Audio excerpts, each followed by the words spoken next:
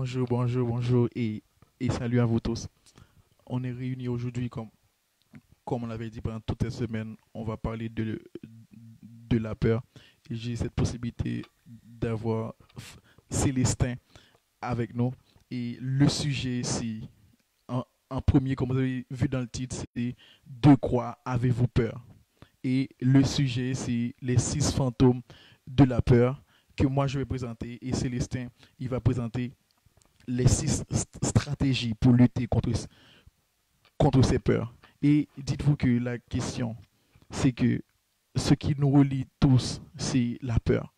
On a tous peur de quelque chose. Et comme vous le savez, dans Je s'exprime, c'est je me penche du côté du développement personnel pour, pour dire que on sait que l'homme peut livrer, on sait que l'homme peut donner la capacité, le meilleur de lui-même. Et bonjour Célestin.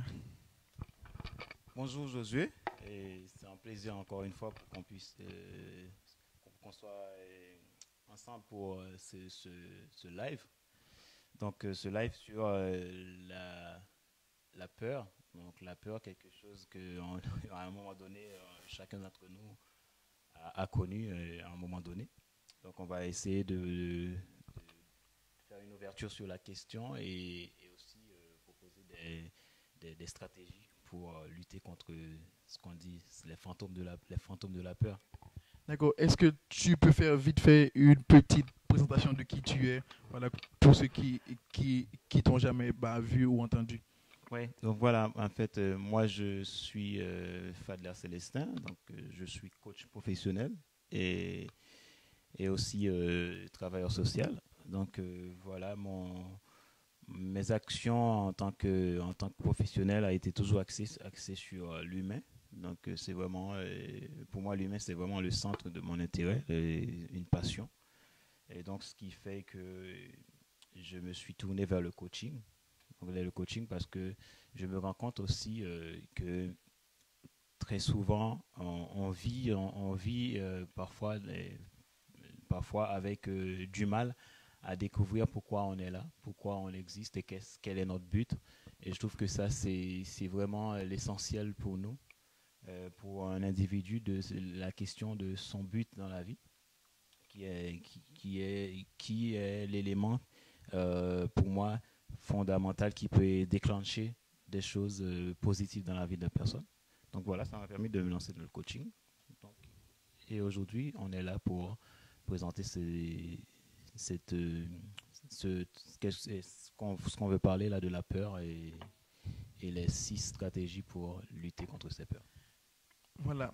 En fait, à noter que le sujet, il est basé sur ce monsieur, Napoléon Hill, qui a écrit Réfléchissez et devenez riche. Voilà. Pour ceux qui ont envie de lire ce livre, moi, je vous le conseille vivement. Parce que ne dites pas que euh, devenir riche, c'est pas forcément la richesse en termes d'argent, mais c'est voilà, c'est même la richesse en termes de connaissances, tout ça. Et je vais présenter ces 6 fantômes. En fait, sachez que la peur a des effets. Et les 6 fantômes, c'est la peur de la pauvreté, la peur de la critique, de la maladie, la peur de perdre l'objet de son amour, de la vieillesse, de la mort. De ces 6 fantômes, la question c'est de quoi avez-vous peur? De quoi avez-vous peur? Et on va passer au premier fantôme, qui est la peur de la pauvreté. Sachant qu'il y a 3 choses qui dominent souvent l'homme, c'est le doute, l'indécision et la peur. Et le doute va ramener l'indécision.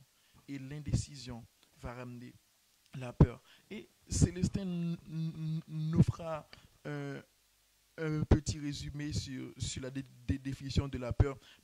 Voilà. Et on va commencer par la peur de la pauvreté pour dire que la peur, déjà, l'auteur, il va dire que la peur, c'est un état d'esprit. Voilà. Mais cette peur de la pauvreté va avoir des effets négatifs sur l'homme. Cette peur de la pauvreté, elle va détruire toute chance de réussir dans n'importe quelle entreprise. Et l'auteur dit que la peur paralyse la raison, détruit, détruit l'imagination, tue la confiance en soi, mine l'enthousiasme, décourage l'initiative. La peur de la pauvreté a des effets négatifs sur l'homme. Et je vais vous présenter 6 indices comment on peut reconnaître quelqu'un qui a cette peur, qui est la peur de la pauvreté. Le premier indice, c'est le manque d'assurance. Cette personne est toujours nerveuse. Cette personne est timide. Cette personne, dans les conversations, dans les rapports avec les gens, cette personne. Et l'autre indice, c'est l'indifférence. Il y a une manque d'ambition. Il y a acceptation de la pauvreté, de la paresse physique, où cette personne sera indécise. Deuxième indice. Et autre indice, c'est le doute. Il s'exprime sous forme d'excuses propres à couvrir, expliquer ou excuser les échecs par l'envie et la critique à l'égard de ceux qui ont réussi. Ça, c'est une des indices chez quelqu'un qui a une peur de pauvreté. Et le quatrième indice, c'est l'ennui. Il se manifeste par une tendance à rechercher les défauts des autres, à dépenser plus que son revenu, à négliger son apparence, à bouder. Et autre indice, c'est l'excès de prudence. Et aussi, il y a l'ajournement. Voilà ces 6 indices qu'il y a chez quelqu'un qui a cette peur, qui est la peur de la pauvreté. Je vous pose la question, de quoi avez-vous peur? Maintenant, Célestin, comment lutter contre ce fantôme? Oui, Josué, en fait, pour dire que c'est vrai, la peur, aujourd'hui, on est dans un monde, et on a peur parfois pour tout. Et parfois, on engendre aussi notre propre peur, qui très souvent n'a pas même raison d'être. Donc voilà. Donc pour donner les conseils sur les stratégies pour lutter contre ce fantôme-là, et la pauvreté, la peur de la pauvreté. Donc avant tout, moi j'aimerais dire quelque chose. Donc hier, je regardais sur Google. Donc je faisais une petite recherche et j'ai vu environ à 0,43 secondes, il y a 74 400 000 résultats sur le mot peur. Donc, ce qui prouve que c'est un des mots les plus recherchés sur Google. C'est parce que en fait, les gens ont besoin de se débarrasser de cet état, de cette émotion. Donc, pour définir rapidement la peur, donc tu l'as déjà fait, mais je vais faire une petite ouverture tout simplement. Donc c'est tout simplement la peur est un état émotionnel stressant, donc stressant des situations de menaces, que ce soit ou de danger physique ou psychologique. C'est parfois des choses présentes ou des choses à venir. On a parfois peur de l'avenir, et c'est d'où vient très souvent cette peur de la pauvreté. Donc, la peur, si on le résume comme ça, c'est simplement un sentiment qui nous annonce qu'un danger, mais ce danger, c'est pas un danger qui forcément va arriver. Et donc, dans ce sens, on a peur, mais après, c'est quand on voit que mais il s'est passé rien, et pourquoi j'ai eu cette peur. Et donc, pour dire rapidement, il y a différents types de peurs qui existent. Donc, la peur universelle, c'est des peurs que tout le monde peut ressentir. C'est des peurs qu'on peut dire, parfois des peurs c'est des sentiments normaux, donc qui nous annoncent le danger. Donc, il faut juste être prudent. Donc, tout simplement. Donc, il y a la peur physique qui peut être absolument quelque chose. On a peur de quelqu'un ou de quelque chose. Donc, il y a la peur épouvantable, tout ce qui peut nous effrayer et épouvanter. Donc, il y a aussi la peur sourde. C'est tout simplement cette peur qu'on peut avoir instantanément. Par exemple, imagine-toi que quelqu'un est sur l'autoroute, et bon, tu es sur l'autoroute, et tu es à 130 à l'heure, et puis un autre qui vient, il te dépasse, mais il passe vraiment à côté de ta voiture, et il t'a failli un accident. Souvent, quand je suis sur les routes, tu vois les gens qui s'énervent, qui disent des gros mots, et après un instant, qui se calment. Ça, c'est une peur, tout simplement une peur sourde. C'est une peur vague, légère comme ça.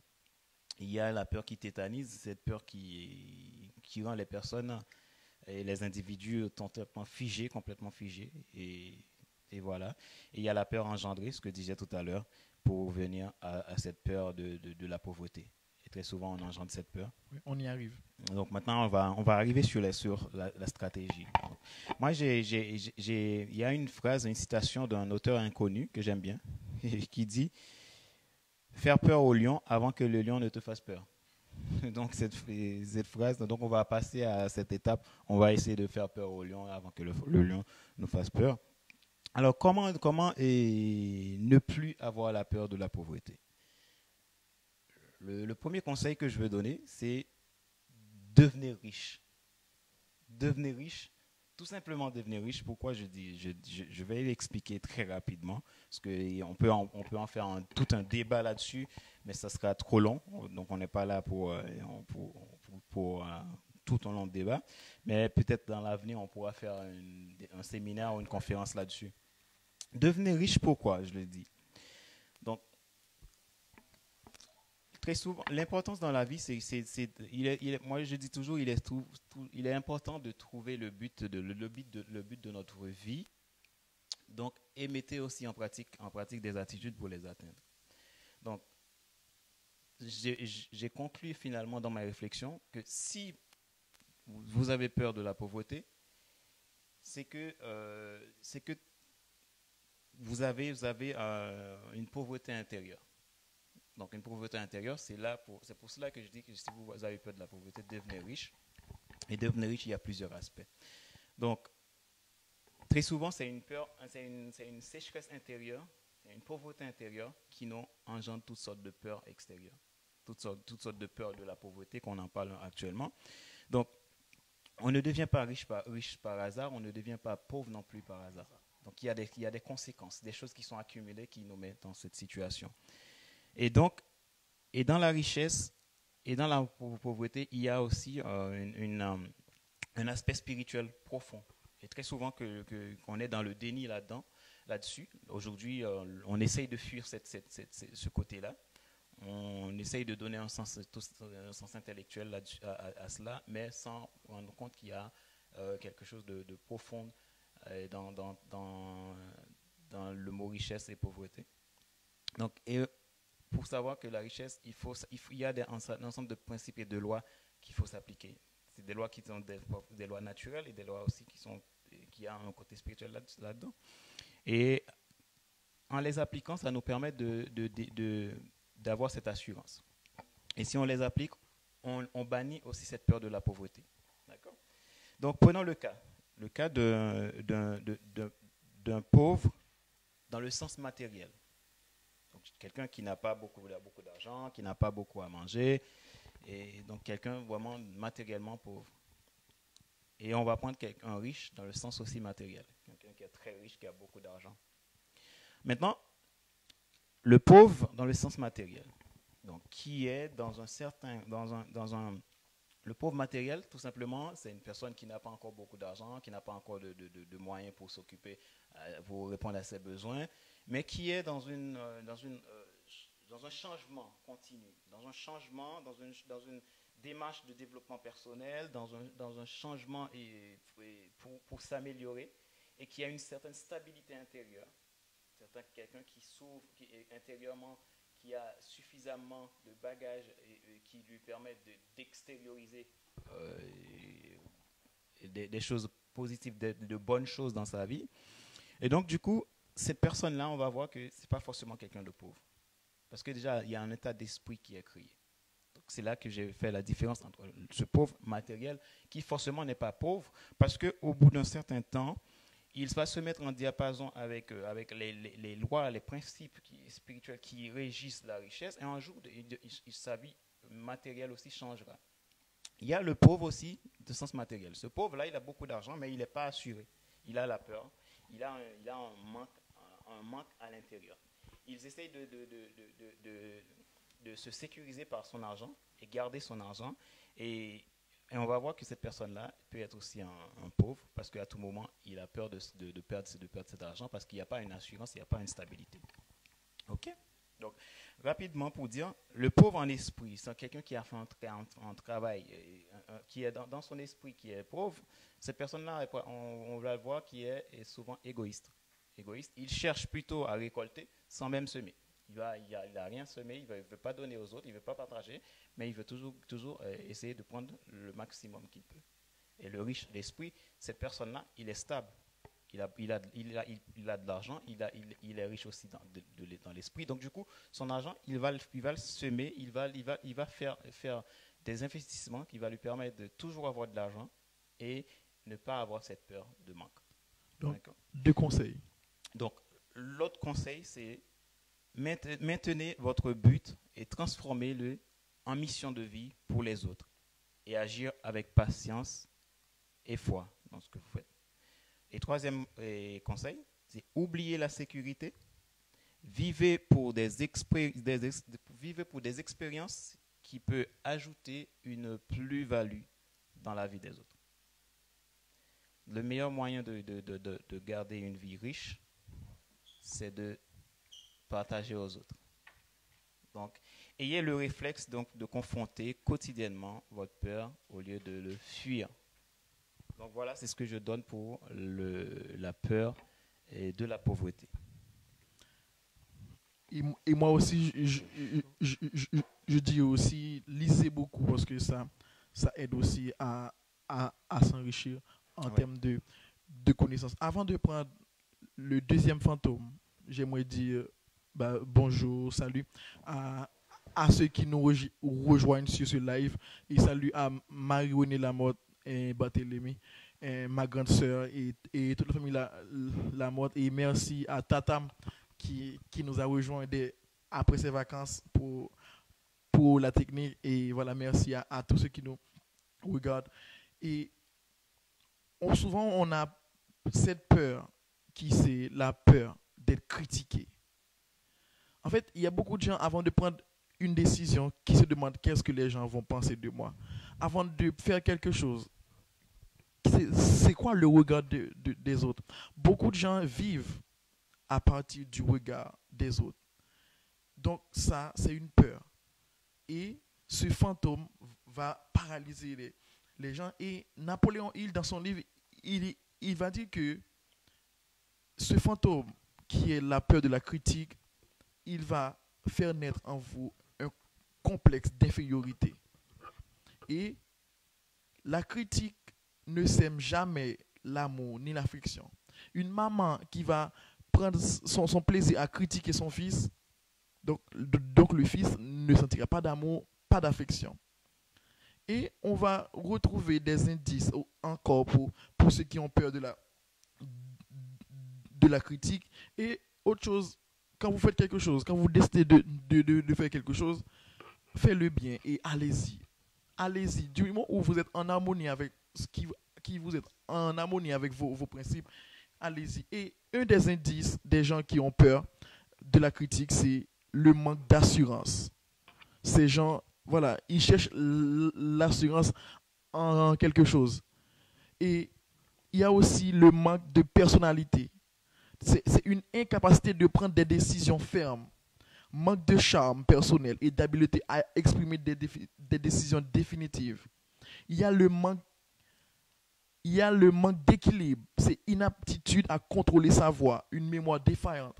Donc ce sont des gens, ils ont aussi, comme on a dit, complexe d'infériorité, et ils sont aussi timides aussi. La plupart du temps, les gens sont timides, ont peur de la critique. Et il y a la prodigalité. C'est un nouveau mot que moi j'ai appris, que voilà, c'est l'habitude de vouloir mener le train de vie des Dupont. Donc ça veut dire que dépensez plus que vous gagnez. Comment dire en créole, ou pas mettez ma couteau côté mais on pas qu'arriver. C'est ce qu'ils disent en créole. Tout ça pour dire que quand tu as pas assez d'argent, fais pas des dépenses extrêmes. Et aussi, il y a le manque d'initiative, impossibilité de saisir l'avancement qui se présente, le manque de confiance en ses propres idées. Et il y a le manque d'ambition. quelqu'un qui a peur d'être critiqué, il a un manque d'ambition. Célestin, c'est quoi la stratégie?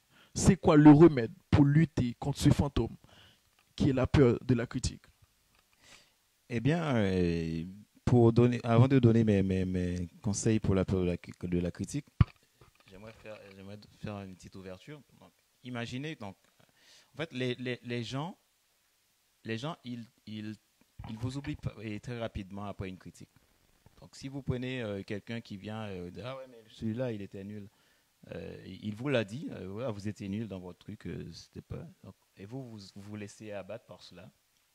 Vous pouvez imaginer, 5 minutes après, si vous allez enquêter, demander à cette même personne 5 minutes après, qu'est-ce que vous venez de dire de telle personne? Il a déjà oublié. Pourquoi? Parce que les gens ont leurs propres problèmes dans la vie. Donc, du coup, ils se focalisent sur leurs problèmes.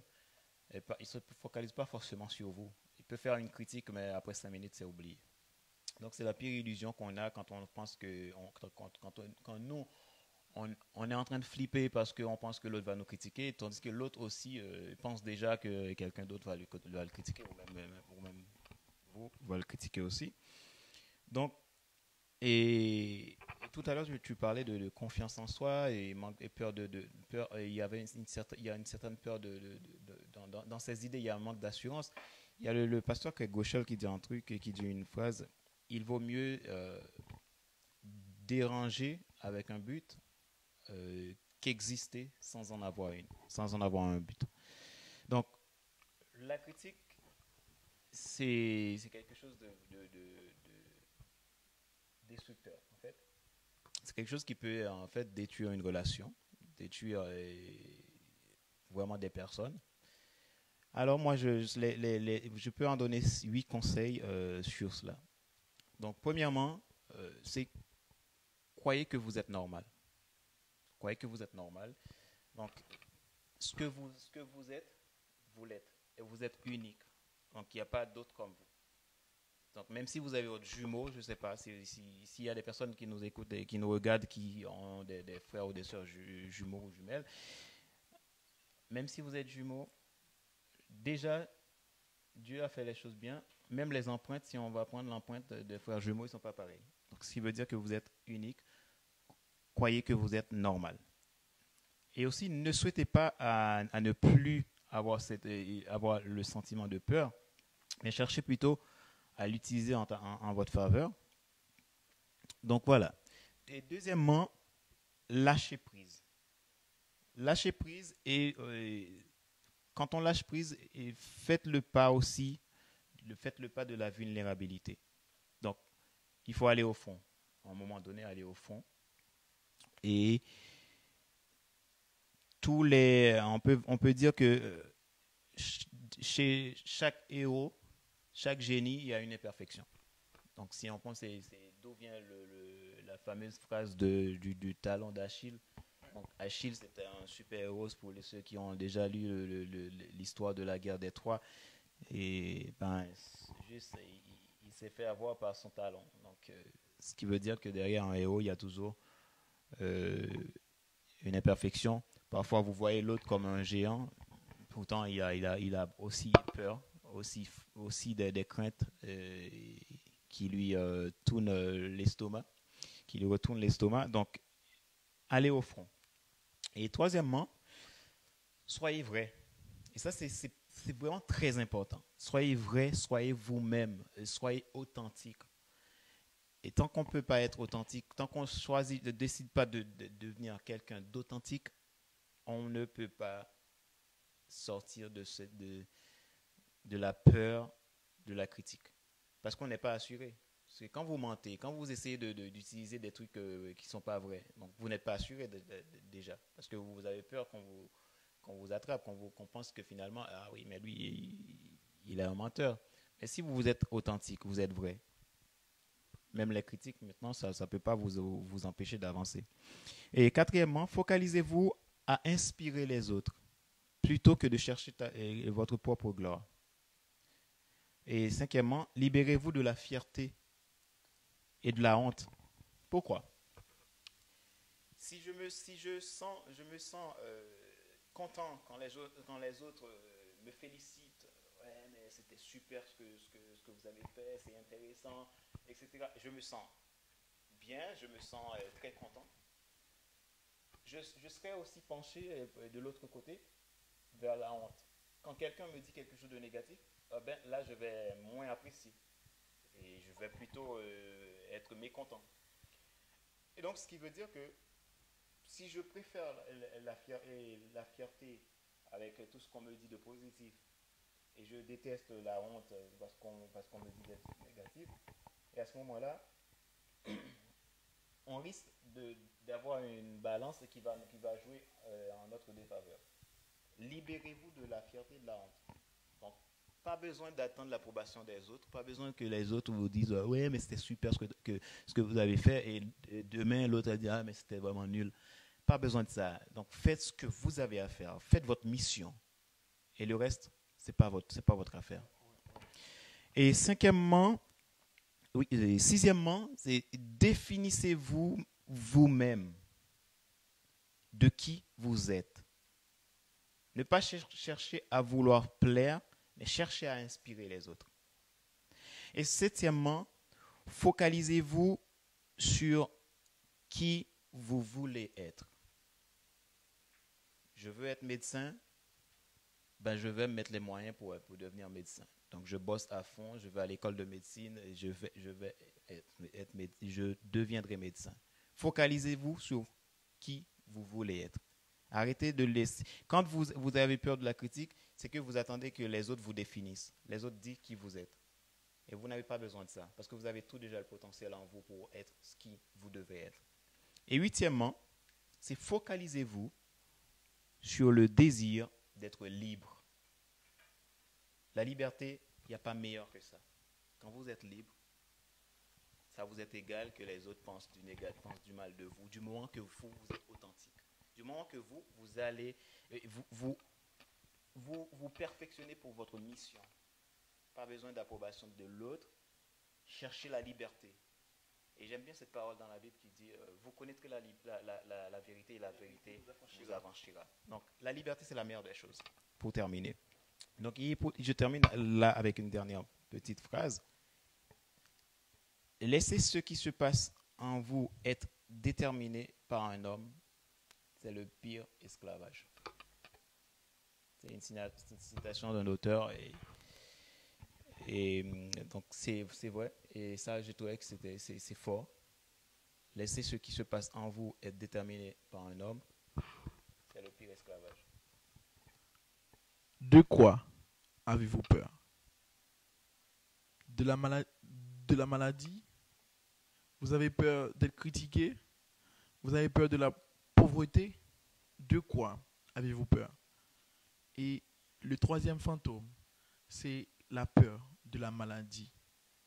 Sachez que on dit aussi, en fait, je sortirai pas mal de proverbes en créole parce que la langue créole a cette richesse, bah, comme toutes les langues, d'avoir ces citations, ces proverbes. En créole, il dit maladie pas tomber sous pied bois. Et en français, ça veut dire que la maladie ne tombe pas sur les arbres. Donc, pour dire que la maladie tombe sur les humains, donc on sera malade parce qu'il n'y a pas de perfection. Et pour ceux qui ont lu la Bible, c'est après la chute dans le jardin d'Éden de Adam et Ève, là, la maladie a commencé. Sachez qu'il y a des gens qui nourrissent cette pensée de la maladie. À force d'avoir peur de la maladie, ils se créent des pensées de maladie et ils deviennent malades. C'est ça en fait.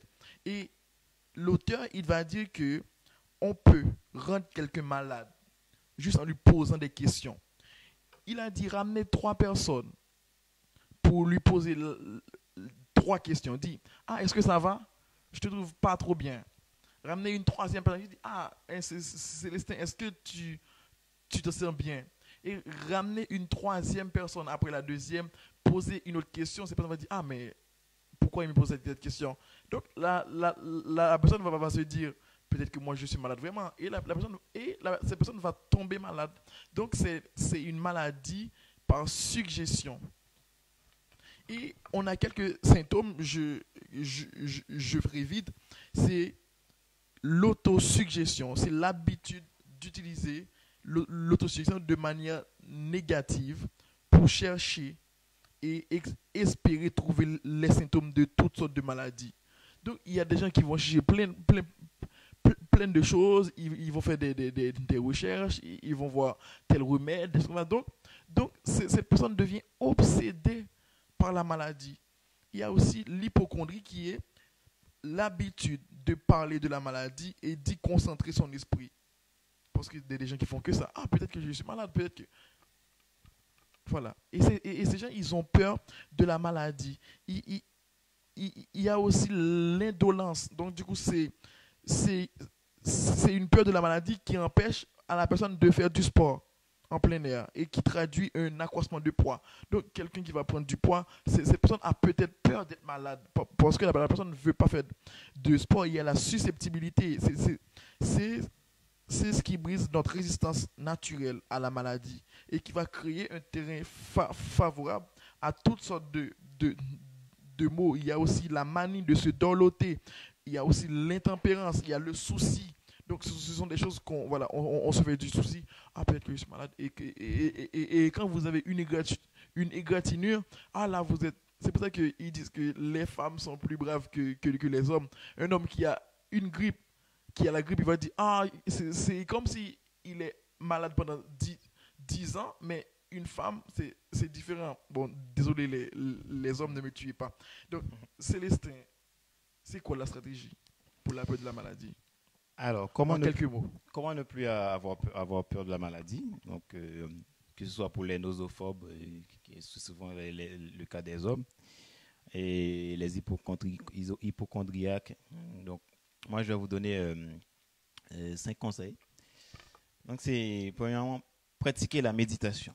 Pratiquer la méditation. Donc, la méditation de la Bible pour une recherche de relation profonde avec Dieu nous permet d'avoir une confiance en ses promesses sur la guérison et ça peut nous aider à combattre la peur de la maladie. Après, donc, je parle de la Bible et pour ceux qui ne croient pas en la Bible, donc moi je pense que la Bible est un des meilleurs moyens, lire la Bible est un des meilleurs moyens pour pouvoir combattre cette peur parce qu'il y a une certaine assurance là-dedans. Et deuxièmement, c'est ne pas aller sur Internet et bannir l'autodiagnostic. Donc, aller sur Internet, à chaque fois on a une grippe, on va sur Internet pour voir ce qu'on a et qui va nous raconter tout plein de trucs. Et ça nous rend encore plus angoissés. Et chercher à comprendre ce qui se passe dans son corps. C'est important de chercher à comprendre ce qui se passe dans son corps. Parce que notre corps, parfois, il nous parle. Parfois, on pousse et on n'écoute plus et on tombe malade. Et faites du sport, ça c'est très important parce que le sport aide à combattre le stress et le stress qui peut engendrer toutes sortes de maladies aussi. Le sport, ça aide à combattre et ça aide à aider le corps à être plus résistant aussi. Et pratiquer une pensée positive. Arrêtez de voir le mal partout, de voir le négatif partout. Moi, j'ai vu des gens, même à l'église, j'étais à l'église une fois, j'ai vu 2 personnes assises et le pasteur a dit, écoutez, serrez-vous les mains, dites bonjour à l'autre. Et après l'autre avoir dit bonjour, il lui a serré la main et j'ai vu qu'il a pris son antiseptique dans son sac et l'a mis pour se laver les mains. Je me suis dit, mais dans quel monde on vit? Donc, on voit même à l'église des gens qui ont la foi font des choses assez surprenantes parfois. Pratiquer une pensée positive. Si on se serre la main avec l'autre, n'imagine pas tout de suite, il y a un microbe, je vais l'attaquer. Et là, vous serez tout le temps malade. Donc, voilà. C'est les 5 conseils que je donne pour combattre ce fantôme. Et pour la petite référence de la peur de la maladie, en fait, à l'époque où il y avait le choléra qui ravageait Haïti, donc une pensée spéciale pour toutes ces familles qui ont subi cette épidémie. Donc, on avait toujours du chlore. En fait, à chaque fois, on a créé cette habitude de se laver toutes les mains parce qu'on a peur d'avoir le choléra. Mine de rien, il y avait des gens qui se lavaient toujours les mains je- à presque 10 à 15 fois par jour. Ils avaient Ils avaient quand la, même la, la, la, la, le choléra. la maladie. Pour dire qu'au final, c'est pas voilà, être obsédé. Quand on est trop obsédé par quelque chose, bah, comme tu as dit, avoir des pensées positives. On devient Et vulnérable aussi quand on est trop obsédé. Et c'est là que, parce que notre système, le corps, il reçoit les signaux qu'envoie le cerveau. Et ça va faire un certain procédé chimique dans notre corps qui peut parfois affecter notre organisme et nous rend plus vulnérables au travers des microbes. Et c'est tout un schéma. ouais, Tout commence par la pensée dans ce ouais, ouais. qu'on veut. Et on va arriver au quatrième fantôme. Le quatrième fantôme, c'est un fantôme qui cause pas mal de maux dans ce monde. C'est un fantôme qui fait souffrir beaucoup de couples, qui fait souffrir beaucoup de personnes, beaucoup d'adultes. C'est un fantôme qui fait souffrir beaucoup de familles. Et ce fantôme, c'est la peur de perdre l'objet de son amour.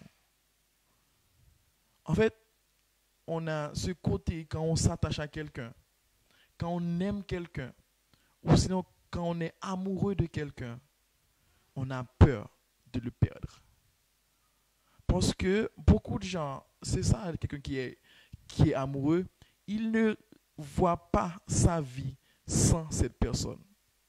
Quelqu'un qui va aimer une fille, quelqu'un qui va aimer un homme, quelqu'un voilà, qui va se livrer à quelqu'un, qui a une confiance complète en cette personne va avoir peur de perdre l'objet de son amour. Est-ce que c'est une bonne chose d'avoir peur de perdre la personne? Elle est où la confiance? Est-ce que c'est une bonne chose de se dire, ah peut-être je, je doute qu'elle me trompe, je doute qu'il me trompe, je doute qu'il quitte la maison, qu'il parte ou qu'elle parte? Est-ce que c'est une bonne chose? Est-ce que vous avez peur de demain que votre femme vous laisse? Et Napoléon Hill, ce cher monsieur, il va donner trois indices, ou sinon trois symptômes, trois traits de ce fantôme qui est la peur de perdre l'objet de son amour. Et le premier, c'est la jalousie. La jalousie. Il y a des gens qui sont jaloux. Il y a des hommes jaloux. Il y a des femmes jalouses. Maintenant, est-ce que c'est la bonne jalousie? Est-ce que c'est la mauvaise jalousie? Je pense que dans ce cas, c'est la mauvaise jalousie. On va avoir peur de perdre. Donc on sera un peu, à chaque fois qu'il y a un truc, ah, voilà, on dit, ah, peut-être, voilà, en fait, il y a un mot pour ça. Voilà, on devient parano. Il y a aussi la critique. Et on va vouloir, voilà, toujours eh, avoir peur de critiquer des choses comme ça parce qu'on a peur de perdre l'objet de son amour. Et l'autre indice, le dernier, c'est le jeu du verbe jouer. En fait, on va tricher, on va mentir. Et par exemple, on va essayer de fouiller dans le téléphone de la personne qu'on aime. On va essayer de devenir, je ne sais pas moi, CIA, de la suivre au jour le jour. Voilà, on va devenir accro à cette personne à tel point qu'on va tomber dans le mensonge. On va tomber dans des petites messes basses. Tout ça parce qu'on a peur de perdre l'objet de son amour. Célestin, je me retourne vers toi. Ok, Jojo. Écoute, sur cette question de la peur de perdre l'objet de son amour, c'est déjà dans tout ce que tu viens de décrire, tout ça, c'est pas de l'amour. Parce que quand on aime quelqu'un, on lui fait confiance, c'est ça. Quand on aime quelqu'un, on le flique pas partout. Tout simplement parce qu'il il y a une relation de confiance qui se pose. Euh, il y a Robert Dills, qui est un coach de renom, qui a utilisé les travaux sur les niveaux logiques, les niveaux d'apprentissage de l'anthropologue Gregory Bateson. Et il parle il dit que l'être humain, nous sommes psychologiquement organisés en niveau logique. Donc ça, c'est un petit peu long à détailler. Mais en conclusion, ce qui est dans ce travail sur le niveau logique, c'est que en changeant nos croyances, nous changeons également nos capacités et nos comportements et finalement notre environnement. Et sur cela, Diels il a établi 5 étapes, 5 niveaux de pyramide et sur cela. Donc il y a une question d'environnement et parfois le problème de peur, cette peur de perdre l'objet de notre amour, c'est parfois lié à un vécu, à des choses peut-être dans notre enfance, où on a vécu des choses, ou dans une relation brisée, etc. Il y a ce qu'on appelle cet environnement, où et quand. Donc, il y a le comportement, ça que ça peut générer, quoi et quoi faire. Donc, tout ça, il y a les capacités, après comment faire, toute cette étape-là peut générer des conséquences. Et donc, ce qu'il y a, c'est que c'est souvent il y a un manque de confiance en soi. Et si on n'a pas de confiance en soi, on ne peut pas avoir confiance en l'autre. Donc c'est évident. Donc ce qui veut dire que quand je suis dans une relation, la première des choses à faire, c'est de me nourrir moi-même pour avoir suffisamment de confiance en moi pour que la relation soit basée sur la base de la confiance. Et pour donner mes conseils rapidement, donc, cherchez à vous aimer d'abord. Donc, le but, c'est de chercher d'abord à vous aimer, à vous connaître. Et à ce moment-là, vous allez pouvoir mieux connaître l'autre. Et développer l'estime de soi, ça c'est très important. Dans une relation, si je n'ai pas d'estime de moi, je vais toujours douter de l'autre. Et ne pas courir derrière l'autre, laisse-la libre. Laissez l'autre libre et nourrissez-vous. Parce que on vient dans chez nous en Haïti, moi j'ai beaucoup vu ça, donc, des gars qui flippent leurs copines, qui pensent toujours que leurs copines leur trompent. Et c'est quelque chose, c'est une mentalité que je trouve qui est très très fréquente chez nous en Haïti. Et que j'ai abordé la question, j'ai étudié la question et je me suis rendu compte que c'est beaucoup de fois le manque d'estime de soi qui va nous mettre un certain machisme derrière. Certains, on essaie de montrer notre force et tout ça, ça bousille tout simplement le couple et les relations. Et ça, il est important qu'on cherche d'abord l'estime de soi, à le développer. Et ne pas courir derrière l'autre, à étouffer l'autre. On veut contrôler, arrêter d'essayer de contrôler. En fait, l'autre, on est dans une relation, mais finalement, si on se rend compte, personne ne nous appartient. On est dans une relation, on décide d'être ensemble, et du coup, je décide de dire, ok, je m'offre à toi.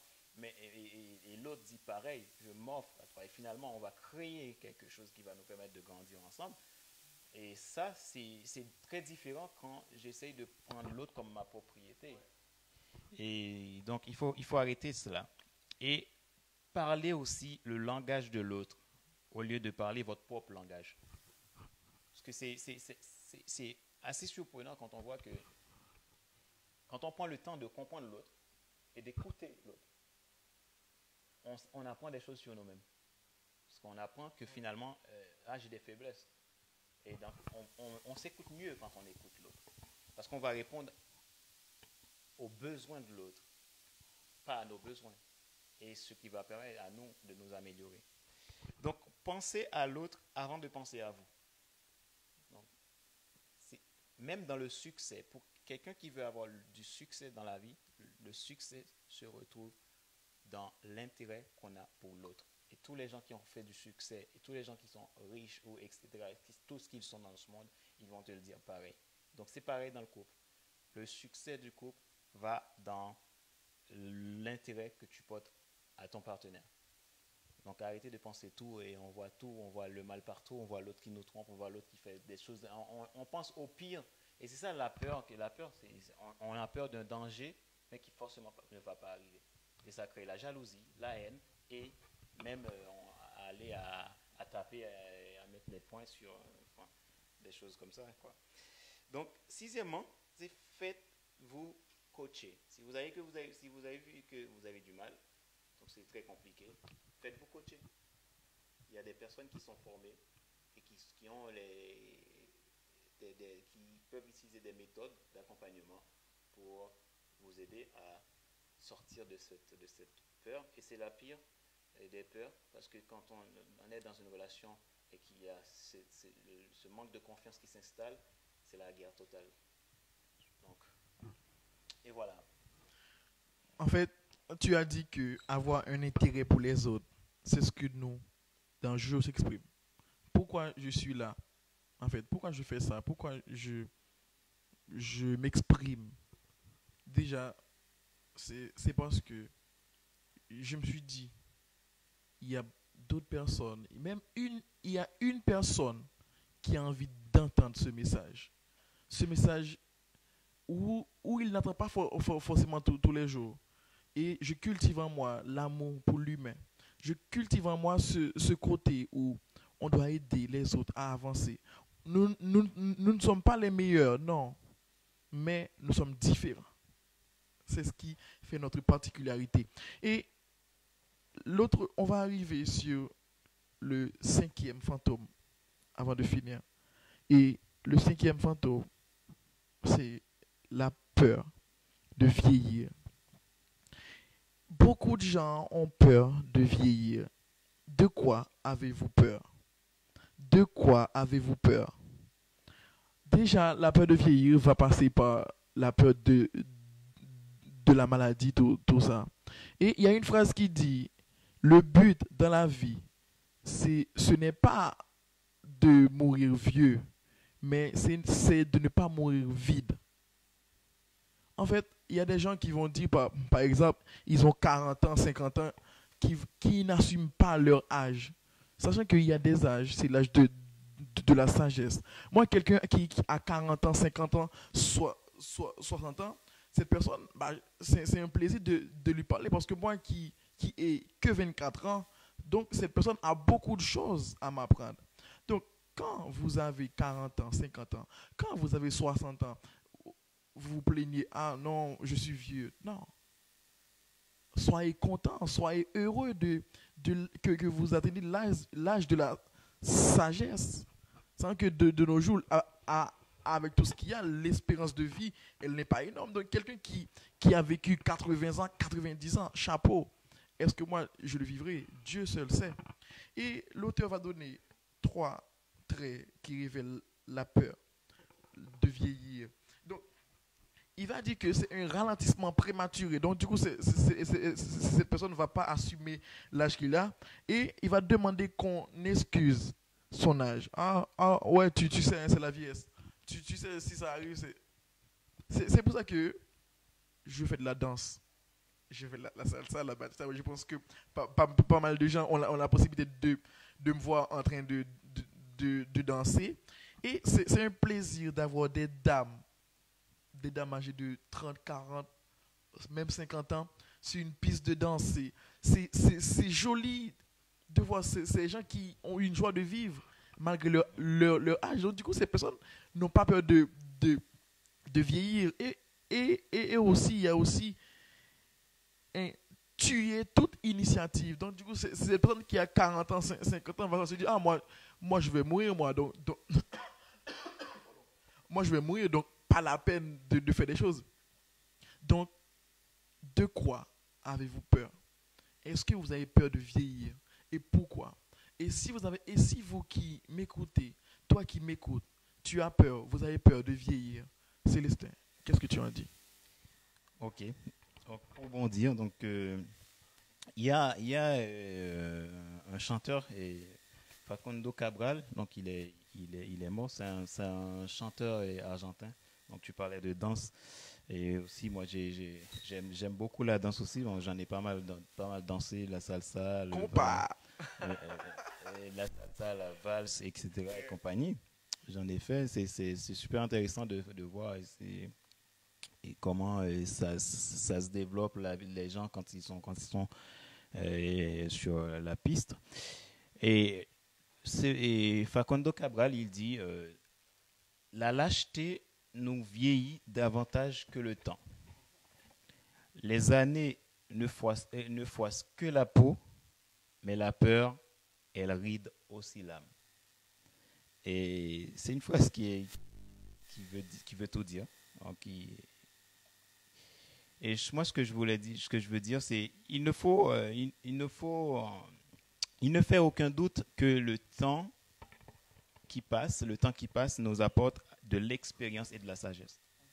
Donc, qui ne peuvent pas acquérir qu'en acceptant de vieillir. Donc, quand j'avais 15 ans, j'avais pas cette maturité que j'ai aujourd'hui. Donc, quand j'aurai 50 ans, je pense qu'il y aura d'autres choses que je vais apprendre et qui vont me servir dans ma vie. Donc, il faut vieillir finalement pour atteindre la maturité, la sagesse. Et il s'agit d'éléments positifs qui méritent d'être connus pour leur importance et que nous devons justement apprécier en prenant de l'âge. Donc, la vie, c'est un cycle. Donc, du coup, c'est comme quand on va à l'école. Donc, quand on est à la maternelle, on ne peut pas nous donner un exercice de mathématiques de classe de 5e à faire. Parce que notre cerveau n'est pas encore apte pour réaliser cela. Mais si on se dit, ben, moi, je reste à la maternelle, je ne veux pas grandir, qu'est-ce qui va se passer? Finalement, tu rattrapes pas mal de choses dans ta vie parce que tu pourras jamais savoir qu'est-ce qu'il y a de l'autre côté si tu veux pas aller plus loin. Donc, il y a le film Peter Pan aussi qui parle un petit peu sur cela. Et donc, moi, les conseils que je donne, donc, c'est rechercher le but de votre vie. Donc, quand vous sentez que vous avez peur de la vieillesse, vous posez-vous la question, mais ok, la vie est courte, je vais vieillir un jour ou l'autre. Posez-vous la question, quel est mon but de la vie? Et transformez-le en mission de vie pour les autres. Ça, je l'ai dit tout le temps. Si vous voulez avoir la passion dans la vie, être toujours au taquet, être toujours en action, ayez un but. Et que ce but soit que vous n'ayez pas ce but pour vous. Parce que si vous avez ce but pour vous, vous restez dans l'égoïsme et vous allez avoir encore plus peur parce que vous avez l'impression que vous n'atteignez jamais ce but. Mais si vous transformez ce but en mission de vie pour les autres, et chaque fois que vous menez une action qui va aider quelqu'un, qui va contribuer dans la vie de quelqu'un, ça vous donnera envie d'aller plus loin. Et à ce moment-là, vous oubliez même que vous allez vieillir. Et deuxièmement, fixez-vous des objectifs. Ne vis pas la vie, écoutez, la vie va passer, de toute façon, ça ne sert à rien, on va mourir, je vais vieillir. Non. Arrêtez de cela. Fixez-vous des objectifs, des micro-objectifs, des objectifs plus grands, à court terme, moyen terme et long terme. Et vous verrez que vous donnerez à ce moment-là du sens à votre vie. Vos journées auront du sens parce que vous vous occupez d'autre chose qui va imprégner votre cerveau, votre mental, votre pensée. Et à ce moment-là, vous n'avez plus de place pour penser à des choses négatives. Vous n'avez plus de place à ne plus accepter votre corps. Donc, fixez-vous des objectifs. Et troisièmement, apprenez à savoir qui vous êtes. Ça, c'est très important. Et très souvent, la peur de la vieillesse, si on va plus loin, moi, en tant que coach, je fais le coaching des tranches d'âge. Tranches d'âge d'adultes jusqu'à X âge. Et il y a un coaching particulier pour chaque tranche d'âge. Je ne peux pas coacher quelqu'un d'une tranche d'âge de 25 à 30 ans, comme je vais coacher d'une tranche d'âge de 31 à 40 ans. Et il y a tout un processus bien spécifique. En tant que coach, je sais de quoi je vous parle. Et apprenez à savoir qui vous êtes. Ça, c'est très important. Et Galileo Galilei dit une phrase, la plus grande sagesse qui existe est de se connaître soi-même. Voilà. Et quatrièmement, mettez-vous à l'aise. Lâchez prise. Donc, comprenez que l'âge amène la sagesse, l'âge amène la raison. Ce que vous ne maîtrisez pas, mettez-les de côté. Vivez la vie. Voilà. Merci, Célestin. Et de quoi avez-vous peur, comme on a dit? On arrive au dernier fantôme. Pour vous qui, qui venez de nous rejoindre sur ce live, on est en train de parler de la peur, de ces fantômes. On est en train de parler de stratégie pour lutter contre ces fantômes. Et on a vu les cinq premiers fantômes qui c'est la peur de la critique, la peur de la pauvreté, la peur de perdre l'objet de son amour, la peur de vieillir, la peur de la maladie. Et là, le dernier fantôme, c'est la peur. C'est la peur de la mort.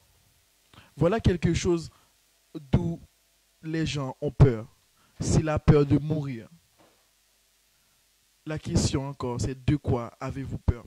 Napoléon Hill, dans son livre, voilà, où on se base, il va donner des symptômes qui révèlent la peur de la mort. Beaucoup de gens ont peur de mourir. Pourquoi? En fait, Célestin, il va donner des stratégies, mais moi, j'ai pensé à quelque chose. Il y a des gens qui ont peur de mourir parce qu'ils vont mourir sans laisser d'héritage. Ouais. Voilà. Donc, quelqu'un va dire, ah, je vais mourir, ouais, ouais, j'ai pas d'enfant, j'ai rien fait, pas de projet, rien. De quoi avez-vous peur? Et quelqu'un qui va avoir peur de mourir, un des symptômes, c'est penser à la mort. Cette personne va penser tout le temps à la mort. C'est pour ça que moi, j'aime pas les films d'horreur, moi. Il y a trop voilà, les scènes de mort, ça m'intéresse pas, moi. donc, moi, je prône la vie, je prône la joie de vivre. Et aussi, les personnes va faire des associations avec la peur de la pauvreté aussi. Mais donc, du coup, cette personne qui aura peur de la mort aura aussi, comme on avait dit, cette pauvreté intérieure. Ah ouais, là, j'ai rien réalisé dans ma vie. Est-ce que j'aurai le temps?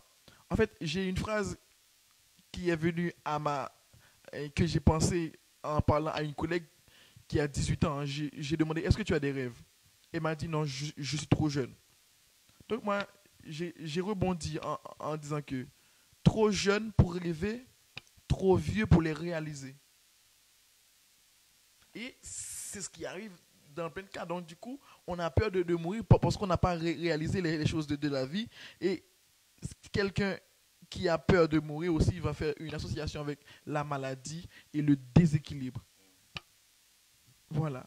Et le dernier fantôme, hein, c'est la peur de la mort. De quoi avez-vous peur? Je sais que en tant que chrétien, on n'a pas peur de mourir. Bon, pour ceux qui ne sont pas chrétiens, bon, moi je témoigne, nous témoignons ça. Parce qu'on croit dans le paradis. Donc du coup, on croit que le passage sur terre, on est en mission. Donc on passe, on est de passage sur la terre. Donc du coup, on n'a pas. Mais même, il y a des chrétiens, il y a des croyants qui ont peur de mourir. Donc du coup, pas besoin d'être athée, d'être chrétien ou pas pour la mort. Donc c'est un sujet qui englobe tout le monde. Célestin, c'est quoi le message pour quelqu'un qui a peur de mourir? Alors, le message à tous ceux qui ont peur de la mort, et qu'ils soient aussi les chrétiens d'ailleurs, moi j'en ai déjà vu qui ont la boule au ventre pour cela. Il faut savoir que la mort, c'est, si je peux dire, c'est le recto de la vie. L'existence de la mort, c'est bon, c'est quelque chose quand même, on se dit, ben, l'autre est mort, c'est un être cher, on va se sentir triste, c'est vrai. Mais moi je trouve que la mort donne du sens à la vie. On apprécie la vie. Et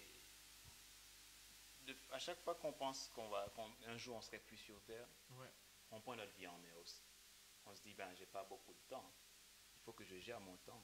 Il faut que j'arrête de procrastiner. Il faut que j'arrête de passer mon temps sur Facebook à écouter des blagues des blagues, et j'en ai vu énormément actuellement, surtout chez nos compatriotes haïtiens, des blagues assez bizarres que je vois que plein de gens aiment. Moi, je pense que c'est vraiment pas le truc. Et on va donner du sens à sa vie. Et tout à l'heure, tu parlais de quelqu'un qui a peur parce qu'il a encore rien réalisé, il n'a pas d'enfant, Moi, je dis que si on sort de nous-mêmes et qu'on pense aux autres d'abord, on va voir que même si je n'ai pas d'enfant, mais je peux faire quelque chose pour un autre enfant, pour une autre personne. C'est une question d'attitude, de pensée, de mentalité. Donc voilà. Et ce qui fait aussi que notre peur de la mort est tellement réelle, c'est parce que dans le monde d'aujourd'hui, dans le monde d'aujourd'hui, on fait de la mort qu'un concept. On ne fait de la mort qu'un concept intellectuel. On essaye de ne pas rentrer dans la profondeur de cette question-là. On veut vivre, mais on ne veut pas mourir. Les deux existent. Les deux, ça fait partie de notre réalité. Donc, on fait de la mort dans notre monde aujourd'hui un concept intellectuel, et on ne veut pas aller plus loin que ça. Donc, laisser cela dans le déni de la vie après la mort, on ne parle pas de ça, surtout pas. Et même parmi les chrétiens, donc ils veulent aussi aller au paradis. Beaucoup veulent aller au paradis, mais on va voir que beaucoup s'installent aussi dans la peur de mourir. Donc, pour la seule raison, on ne veut pas aller plus loin que la vie qu'on a envie de vivre, parce qu'on a envie quand même d'une vie qui soit idéale, facile, on fait rien, on a tout. Au lieu de vivre la vie que l'on doit vivre. Moi, je le dis, chaque personne sur Terre, on a une vie qu'on doit vivre. On est fait pour quelque chose. Mais on est très souvent dans cette envie d'une vie qu'on veut vivre. On cherche la facilité, on cherche à rester dans notre confort, dans notre sentiment, impression de sécurité. Et ça nous bloque à plein de soucis après. Donc, la mort est la destination que nous partageons tous. Donc, pour les conseils, alors, maintenant, j'en ai 7 conseils à donner pour ne plus avoir peur de la mort. Donc, c'est vivez chaque jour comme si c'était le dernier jour. Et vous allez voir comment votre vie ne sera plus pareille. Et comprenez votre phobie, réfléchissez à la vie. Et troisièmement, soyez honnête avec vous. Affrontez la réalité de votre propre mortalité. On est trop dans le déni, on pense qu'on est jeune. Quand on est jeune, on pense qu'on ne va pas mourir. Quand on est vieux, on a du mal à admettre qu'on mourra un jour. Et quatrièmement, concentrez-vous sur ce que vous pouvez maîtriser. Et le reste, ce n'est pas votre affaire. Et prenez votre vie en main, tenez les rênes de votre vie, mais laissez-vous une marge pour l'imprévu. Et supprimez les schémas de pensée inutiles et négatives. Laissez de côté des choses qui sont inutiles. Et septièmement, réconciliez-vous avec le maître de l'univers. Ça, je le dis encore. Donc, et c'était mes 7 conseils pour comment lutter contre ce fantôme, la peur de la mort. En fait, en parlant de la mort, il y a une phrase qui dit tout le monde veut aller au paradis, mais personne ne veut mourir. Donc, au premier degré, ça veut dire que si vous voulez aller au paradis, vous devez mourir. Au second degré aussi, ça veut dire que si vous voulez réussir dans quelque chose, il faut accepter d'échouer. Parce que la plante, avant de grandir, elle était sous la terre. Donc, c'est de bas en haut. Donc, merci Célestin. On a parlé de la peur, ce point commun qui nous unit tous. On a tous peur de quelque chose. Et nous, on n'a pas parlé de la peur comme la peur d'araignée, la peur, je ne sais pas quoi. Mais c'est vraiment des peurs qui caractérisent notre personne, dans notre intérieur, dans notre vie de tous les jours. Et comme je disais hier, non, avant-hier dans mon live, c'est que en tant qu'étudiant, on a aussi cette peur de l'échec. Parce que notre objectif en tant qu'étudiant, c'est de réussir. Et on a peur d'échouer. On sait qu'on est venu ici pour étudier. Et bon, souvent, il y a des choses qui arrivent, on a des manques, on est loin de notre famille, et on a cette peur. Mais moi, mon conseil pour vous, les étudiants, c'est que n'ayez pas peur. N'ayez pas peur. Tu peux échouer, mais dis-toi que tu vas te relever après. Tu peux rater une année, mais dis-toi que l'année prochaine, tu vas avoir cette année. Tu peux avoir zéro pour cette matière. Dis-toi que après, tu l'auras. En fait, en toi, il faut cette motivation, comme a dit Célestin, il faut ce projet, il faut ce but pour dire que je vais avancer, je peux aller de, de l'avant. Donc, vous avez vu ces différents fantômes et comment lutter contre ces fantômes. Moi, et on a Célestin là, il est coach, donc quelqu'un qui dans sa vie remarque qu'il a un de ces fantômes. Voilà, vous pouvez contacter Célestin sur son Facebook et même moi, contactez-moi, je vous mets en lien avec Célestin pour en parler. Parce qu'on a tous peur de quelque chose. Célestin, pour finir, est-ce que tu as un conseil en quelques mots à donner aux gens qui souffrent de ces peurs? Et si quelqu'un tu n'as pas ces peurs, tu ne connais pas ces fantômes, tant mieux, continuez dans cette ligne. Mais pour ceux qui subissent ces choses, qui ont ces symptômes, c'est quoi le conseil en quelques mots? Oui, alors moi, le conseil que je peux donner à toutes les personnes qui ont des peurs, parmi ces six peurs qu'on a évoquées, ces six fantômes de la peur qu'on a évoqués, c'est d'abord c'est de savoir aussi que l'échec en soi n'est pas, c'est une manière pour grandir, c'est une manière pour avancer. Et s'il n'y avait pas l'échec, euh, je pense que notre vie aussi, on ne pourrait pas avancer vers le succès qu'on souhaite, vers l'objectif qu'on souhaite. Il faut bien des choses qui nous bloquent un petit peu pour nous permettre de grandir, de prendre de la hauteur. Donc, n'ayez pas peur de l'échec. Et si vous voyez que vous ratez, en tant qu'étudiant, vous ratez votre année, pensez que vous pouvez toujours rattraper. Il y a toujours un moyen de rattraper. Ce n'est pas une fatalité. Donc ça, c'est un conseil pour vous dire que de ne pas lâcher. Et fixez-vous des objectifs. Et c'est très important de vous fixer des objectifs pour votre vie et d'essayer de les atteindre. Et cela, ça vous permet d'avoir de l'assurance. Et dernier conseil que je veux vous donner, c'est aussi célébrer vos petites victoires. C'est très important. Les petites choses dans votre vie que vous avez gagnées, et peu importe, célébrez-le. Prenez du temps pour cela. Parce que ces petites victoires, ça vous donne de l'assurance, ça vous donne envie d'aller plus loin. C'est comme, je ne sais pas si vous regardez les animaux qu'on dresse. À chaque fois, l'animal fait quelque chose, et le maître, il a toujours une petite friandise qu'il donne à l'animal. Et l'animal se sent bien, parce que là, c'est bien, on m'a récompensé. Et vous aussi, quand vous faites quelque chose, vous réalisez quelque chose, ne minimisez pas vos petites victoires. Donnez-leur de l'importance, célébrez-les. Avec vos amis, ou je ne sais pas comment vous le préférez, faites-le comme bon vous semble, mais célébrez les petits moments de victoire. Et ça vous permettra d'avancer et de sortir de vos peurs, parce qu'en célébrant vos petites victoires, vous vous dites, ah même, je n'ai pas besoin d'avoir peur de me tracasser la tête pour ça. Ben, j'ai pu réaliser ça, ben, je peux réaliser d'autres. Donc voilà. Donc c'est trois conseils que je vous donne. Donc si vous voulez, sur ma page Facebook, vous pouvez me contacter si vous avez des questions, et je serai très heureux de vous répondre.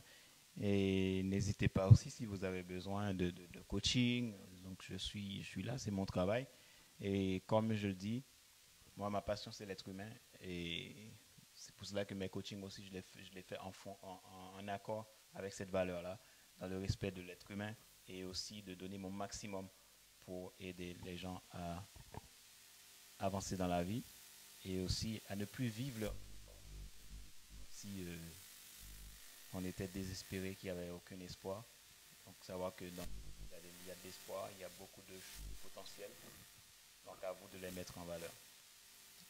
Moi, j'ai deux conseils avant de finir. Le premier conseil, c'est soyez vous-même.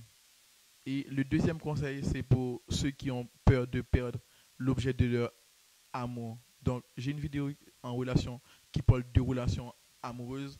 Et je lui dis que s'il y a deux choses, selon moi, qui, qui peuvent être la base d'une relation amoureuse, c'est les projets de vie et la confiance dans la relation. Donc, avec votre amoureux, faites-vous des projets, projets de voyage, projets d'investir, projets d'enfant. Ça va entretenir la relation et aussi la confiance. Maintenant, les prochains événements de jeu s'expriment. Ce jeudi à 17 h, je reçois Aurélie Merlin. Elle est coach familiale. On va parler de l'éducation traditionnelle et l'éducation de nos jours. Moi, comme je disais aujourd'hui, parce que bah, nous, presque la peur de nous, on a été élevé bah, au fessé, quoi. Donc, du coup, quand on faisait des mauvaises choses, on était tapé. Même à l'école, on était tapé. Mais est-ce que c'est la meilleure éducation? Est-ce que parce que moi j'ai été frappé, j'ai été tapé, est-ce que mes enfants, je dois les élever comme ça? Aurélie Merlin, il va nous donner ses réponses. Et aussi, là continue la rubrique des challenges. On est au challenge 1. Et merci à tous ceux qui pratiquent ce challenge qui est de courir pendant 21 jours. Et bientôt, on aura le challenge 2 à la fin du mois que je lance lire la vie des gens qui vous inspirent pendant 21 jours. Et le challenge 3 va venir. Et aussi, il y a une autre vidéo qui viendra tout ça dans le but de vous encourager. Et s'il y a un mot que je dis pour finir, c'est merci. Merci à toi, Célestin. Bon, merci à toi, Josué. C'était un plaisir de participer avec toi sur ce live et je te dis à bientôt. Merci à toi qui as pris le temps de nous regarder. Merci, Tatamo. Et merci à ceux qui vont partager ce live. Et sachez que cette conférence, ce débat qu'on a fait, c'est quelque chose qu'on peut présenter aussi en séminaire. Oui. Donc, dites-vous qu'on a les données, toutes ces choses pour parler aux gens, pour donner ce message aux gens, pour dire que n'ayez pas peur. Et comme j'ai dit, soyez vous-même. Tout commence par toi et finit par toi. Jojo s'exprime. Merci. Merci et bonsoir à tous.